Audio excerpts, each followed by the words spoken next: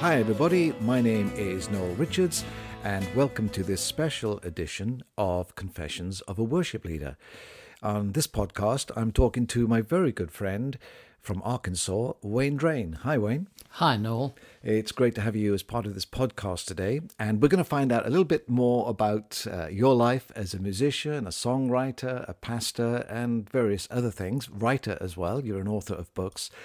But first of all, to get us started, let's have some fun trivia questions so people can find out a little bit about you. So Wayne, you've got an unusual name. My son, when he was very young, Sam, used to call you Wayne the Drain. But what is your real name? My real name is Everett Wayne Drain. I was named after my dad, who was Leverett. My mother was going to call me Everett. She never thought I would want to be called Wayne, and Wayne and Drain rhymes. But my grandfather, who I really loved, called me by my Cherokee name, which was Wayne. And so I loved that. So when I went to school, I was Wayne Drain. And so that's been an interesting name to have through the years. Yeah, people would think, that that's a special stage name that you have created for yourself, but obviously this is who you are. Yeah, Wayne Drain. Now, Wayne, what is your favorite meal? Well, I think they'd both be prepared by my wife, who is an excellent cook. One would be steak and salad and vegetables, and the other would be her cordon bleu. Oh, right. So is that the chicken? Oh. That's the chicken, and she makes it in a special way, and I'm very fortunate that she likes to cook, because I like to eat. Okay, so we've got your favorite meal, and obviously being Americans are always into sport, particularly here in the southern states. What is your favorite sport? Well, I like to play baseball. That would be my favorite, but I like to watch football. I'm a bit small to play football myself, but I love to watch it. And your favorite football team would be? That would be the Arkansas Razorbacks. Oh, right. And tell me a little bit about the Razorbacks, because I think people don't really understand how big college football is. Well, in our state, there's not a professional team like the Dallas Cowboys. So our primary University of Arkansas, their college team becomes the state's team. So it's the team that little boys grow up to want to play in. But they were called the Arkansas Razorbacks, named after a hog. So we call them the Hogs. And an Arkansas Razorback was a wild boar that had tusks and was very tough. If you met them in the woods, you wanted to get away from them. And so we kind of liked that image for playing other sport teams. Right, yeah. And of course, you have taken me and Tricia to the Hogs. We've called the Hogs. It's quite a... Did it change your life, Noel? Oh, absolutely. It's quite amazing to see 70,000 people crammed into that stadium week after week. It's absolutely incredible. Okay, now your favorite artist. Who would your favorite artist be? Oh, without a doubt, it'd be Paul McCartney. Now, I know that you've got a very interesting story about Paul McCartney. So, why don't you tell us about that?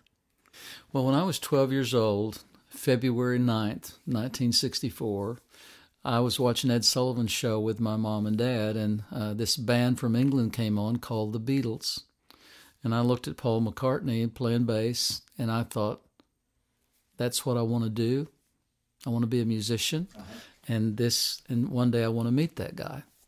Well, years later, 30 years later, whatever, I'm in England, and I'm doing a youth event where I'm training young people how to hear the voice of God through the gifts of the Spirit. And this 13-year-old girl, she said, I think I have a word for you. She said, when you were 12, you saw something that became a dream, and that dream's going to come true this week. What I didn't know is our good friend, producer Les Moyer, was at Abbey Road working that week, and he called me later in the week and said, Wayne, get to Abbey Road Studios. McCartney's here. So I went down to Abbey Road Studios, waited all day, about to leave when he came out of the studio right at 4:30. And I met him on a landing and got to meet Paul McCartney. And I realized at that moment, when I was 12, he's what I had seen on the Ed Sullivan show that made me want to be a musician.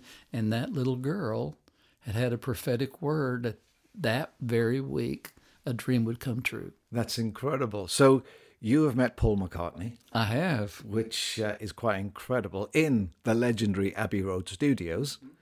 And did you talk to Paul? Well, it's one of my most embarrassing moments, to be honest. I mean, I'm with my worship leader friend, Paul Balash, and we're waiting in the little restaurant at the top of Abbey Road Studios, and we wait all day, and McCartney's in the studio, but I've got to leave to be somewhere that night. So I told Paul Balash, I said, well, if he comes up here, get an autograph for me. So I go down the steps, and I hit the landing to where the steps turn again, and just as I hit the landing, McCartney hit the landing. And I thought I might pass out. But what came out of my mouth was, Paul McCartney, I'm a big fan. I'm thinking, stupid. But then he said, you got good taste, mate. And that was it? That was it. So then I went on downstairs, and I'm a little shaky, and he goes upstairs. I hear Paul Balash say, Paul McCartney, I'm a big fan. He said, can I have my picture with you? And McCartney said, yeah, and get that nice bloke I met on the landing. And so he called down the stairs. They called me back up, and I got to have my picture taken with Paul McCartney. So on your wall in your office is a picture of you and Paul McCartney together. Mm-hmm. But what most people may not know is that I had sliced out Paul Balash's side of the picture. Right. Okay, so, well, that, as embarrassing moments go, that's probably quite something to actually end up talking to somebody like Paul McCartney and then really saying the most, what can you say, ordinary kind of thing. Asinine thing. Asinine. That's the word I was looking for. Asinine. Yes. Okay. So apart from somebody like Paul McCartney, who I guess is a great musical hero for you, what about a spiritual hero? Do you have anybody in mind? Well, in my spiritual hero in the Bible would be King David, because he was a worshiper, as a musician, and I learned so much reading about his life in the Old Testament.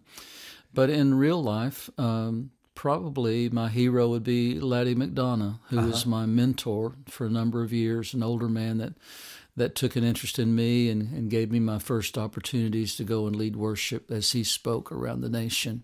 Yeah, okay. And Laddie was part of your church? He was actually part of another church in Joplin, Missouri, and I met him at a conference in Missouri, and then he invited me to go on the road with him. So for 3 years, I was his driver, and I led worship for him. And he just shared with me about life, about prophetic ministry, and he became a father in the faith to me. Yeah, so you talked about becoming a musician. So can you maybe just explain how you ended up as a musician, as a songwriter, doing that part of things? Well, in those days, you had to be a musician if you were American and you'd seen the Beatles on the Ed Sullivan Show. It was a requirement. But anyway, I started a band. It was called Stingrays. And I literally knew 3 chords, but I didn't know the truth yet. So we had a band, and it got quite popular in our area. And then I had another band called Summerfield that made a record, and still being influenced by the Beatles and the British invasion, but also the soul music and Southern rock music.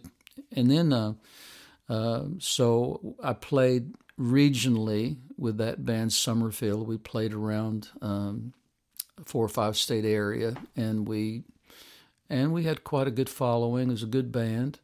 But then when I got to college, got to university, I started going to a Bible study that turned into what we call the Jesus movement. Mm-hmm.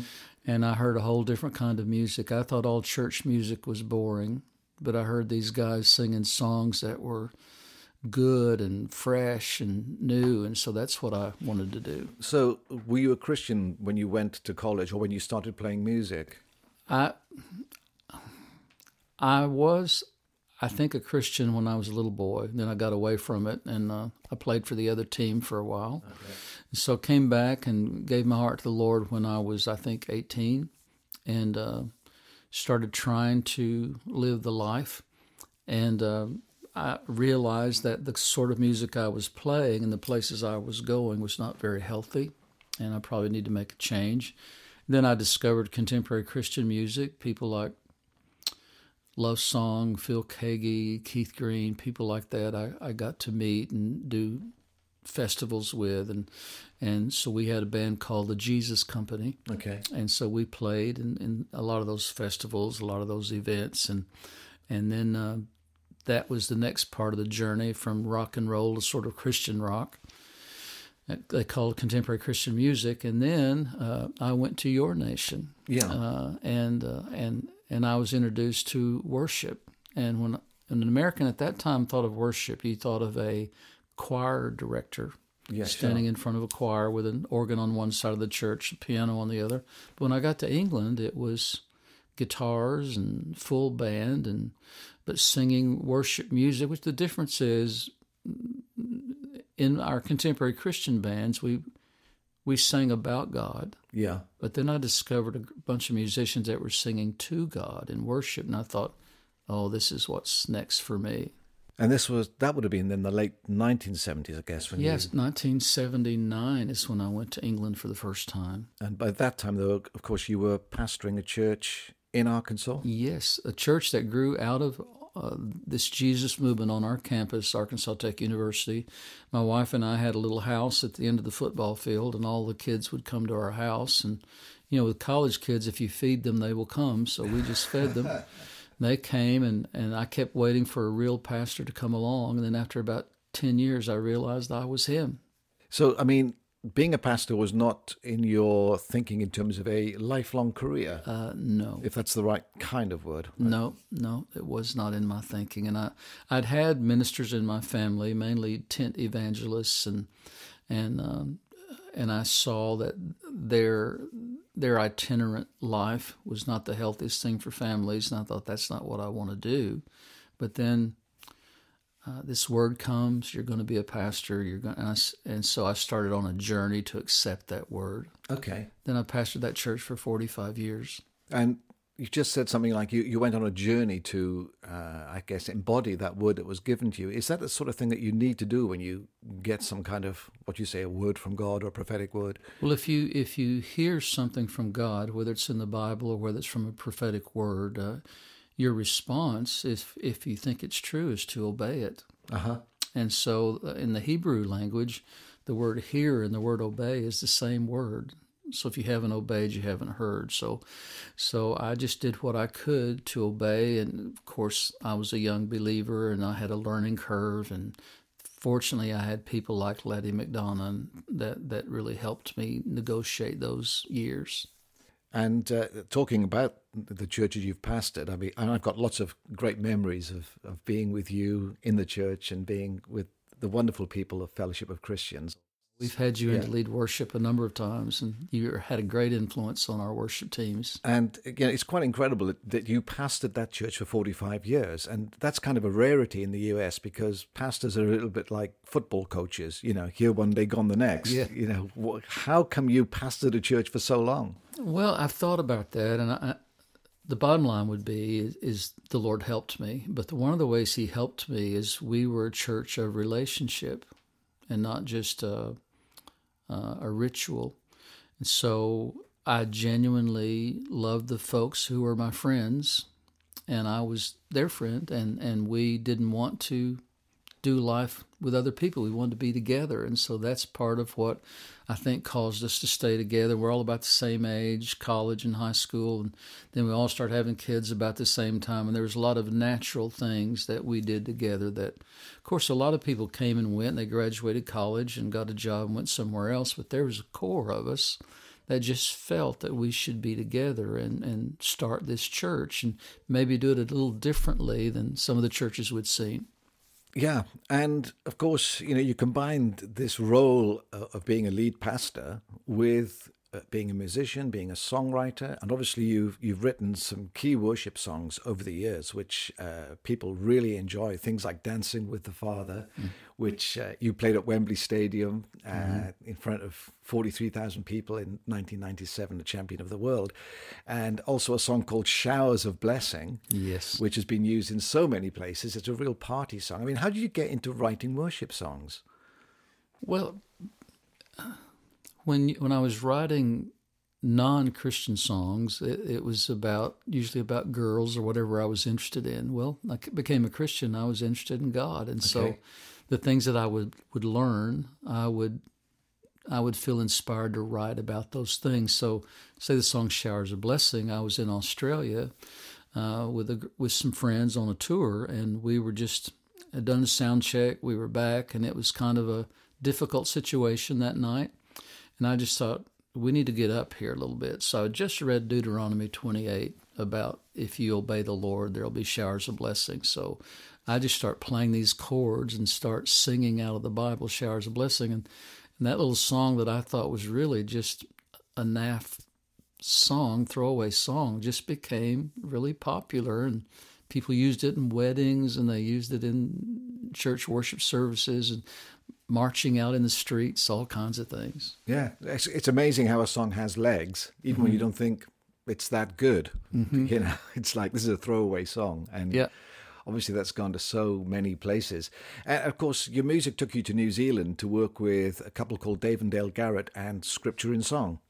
Yes. In fact, you were there when I first met them in New Zealand. We were at an Easter conference, I think, some sort of conference. And they liked one of the songs I was singing at the conference called "My Feet Break Forth in Dance," and Dave Garrett wanted to record it, so he wanted to hear more of my songs. So I showed them to him, and I became a songwriter for Scripture and Song that was associated with Maranatha music in America, and so wrote a number of songs with them, and they put a number of my songs on their albums, and I traveled with them to Malaysia and Europe and around Australia, New Zealand, Hawaii, and we had a great run for about 10 years, and still we're really good friends to this day. Yeah, I mean, that's amazing how these doors open up. Imagine, that word that came to you all those years ago about going to the nations. Yes. So there you are, pastoring a church, writing song, going to the nations. And obviously, Wayne, you and I have traveled to so many places over the years together, which has been a real privilege. We've worked together, the two of us.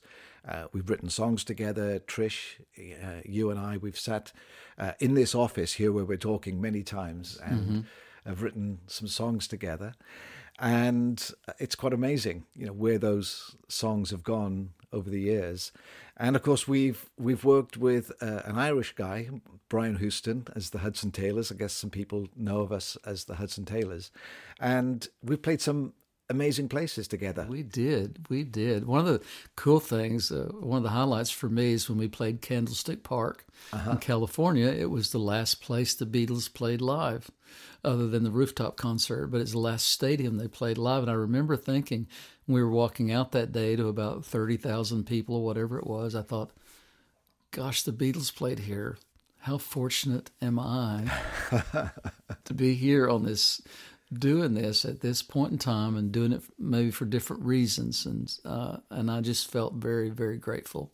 Now, one of the things that you are known for, particularly amongst many of my friends in the UK and other nations as well, is your little yellow pieces of paper. Everywhere you go, you have a yellow legal pad with you. And at meetings and concerts, you're often sitting there before it starts or while it's happening with a pen in hand, writing words down. Can you explain what you do? What are you writing on those pieces of paper? Well, a gift of prophecy is just an ability to hear something you think the Lord is saying and to communicate that. But New Testament prophecy, as opposed to Old Testament prophecy, is not about judgment, but it's about edification, exhortation, and comfort. So that's a different motivation, because Jesus brought us out of the law into grace. And so I started receiving these prophetic words, and then I started realizing that people were hearing things I wasn't saying. And I thought, what do I do here? And I read in 1 Thessalonians 5 that a prophetic word needs to be carefully examined or tested, and you hold on to the good and let go of maybe that's more human than person. So I thought, what do I do? And I was sitting there, and I had a yellow pad, and I really thought I heard inside my head, inside my spirit, write your words on this yellow pad and give them away, so there can be no confusion about what was said.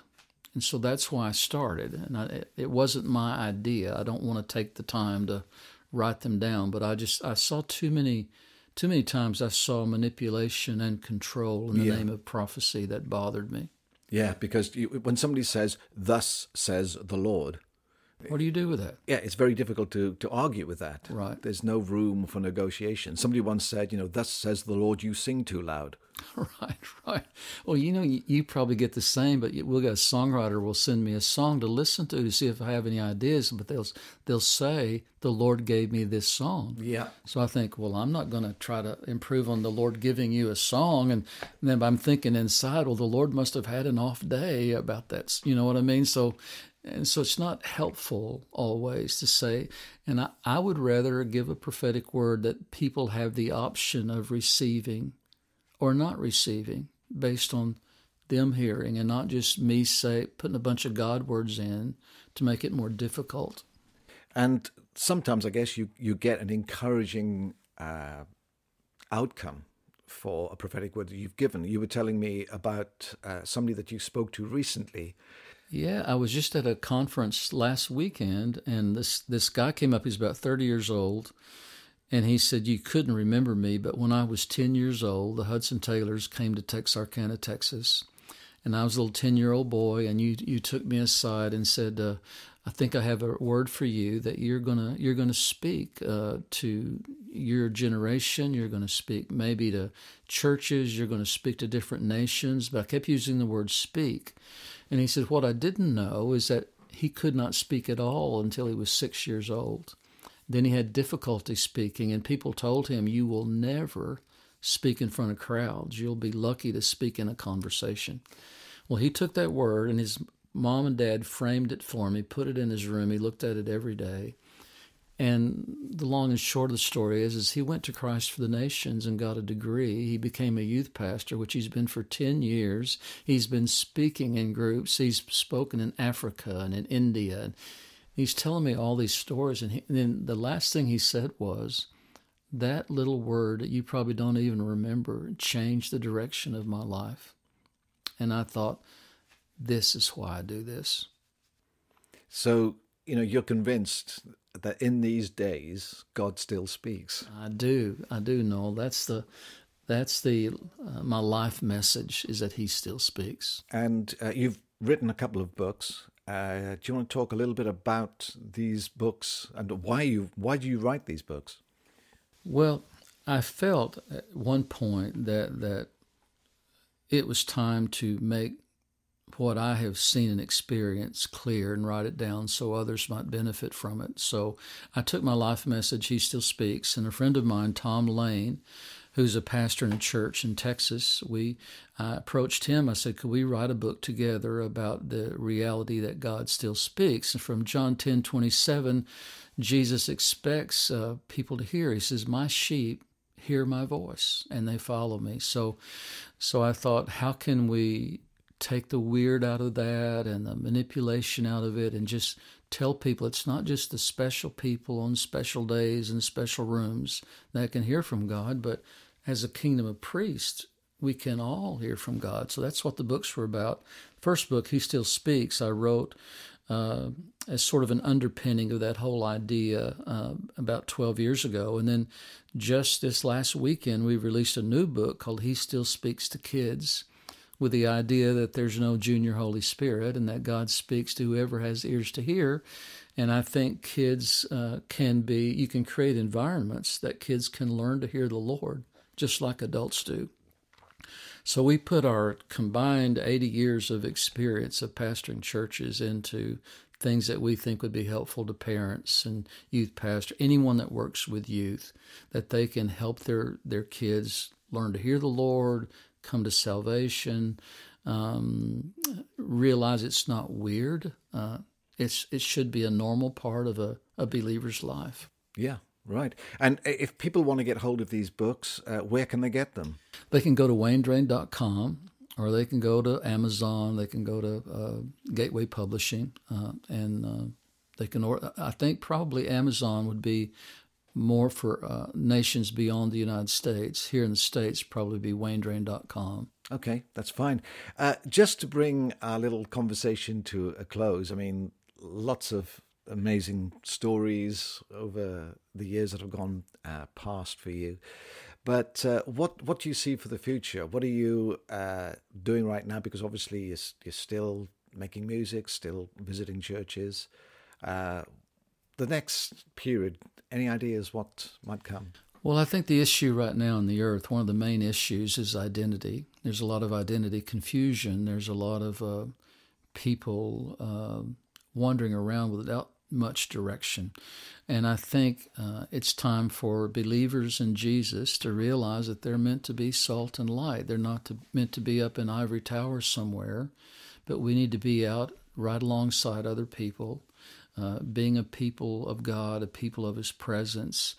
Hopefully that we live in a way that gives salt that preserves, or light that illuminates. And so I hope, as the world seems to be getting darker, that maybe we can shed some light on the light of the world, which is Jesus Christ, and without doing it in a religious way. But I really think it's time for Christians not to be overbearing or arrogant, but to humbly come out of the corners and just get into society. And everybody has a pulpit. You don't have to be a preacher, but you have a pulpit somewhere of influence. And so I think it's time for believers to just sort of stand up and be counted, not in an arrogant way, but in a way of a servant's heart, trying to obey the command to love God and love people. Yeah.